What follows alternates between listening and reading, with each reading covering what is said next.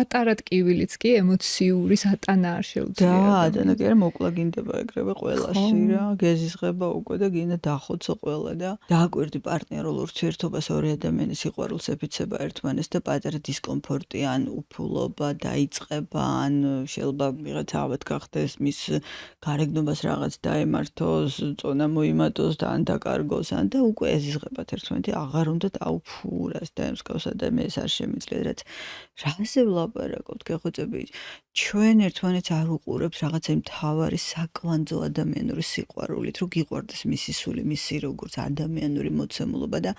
სულ გინდა რაღაცა ისეთ კრიტერიუმებში იჯდეს რაც შენ სიამაყეს რაღაცას ხოსულ ამისთვის გინდა პარტნიორი რომ შენ რაღაც ეგოს მოეფინოს ხო და რაღაცა სრულფასოვანი გაიჩითო სადღაც იმიტომ რომ მაგარი კაცი ყავს არ მაგარი ქალი ყავს გვერდით და აი ამ ბოდვაში დარჩენილ პატარა ადამიანს რო ხა ვერ გაუგია მის თავს რა ხდება და გასაგებია რომ მე ეგეთი ადამიანებში ტკივილი შემოდის სტიქიასავით უნდა გადაგიაროს გაგანადგუროს რომ ჩამოგეშალოს ეს ეგო რომ ადამიანად იქცე და ამ ადამიანის ქცევას ვიღაცა ეძახის უბედურებას და კვდება ისე რომ მე რატომ ეს რითი დავიმსახურე ვიღაცა უფრო გონიერი ამბობს რომ არ მაინტერესებს რითი დავიმსახურე მოდი დავინახო რა მომენტში რა ხდებოდა და მივიღო და მე ის მშვენივრად ხედავს როგორ ინგრეოდა ეგო ყველა ესეთი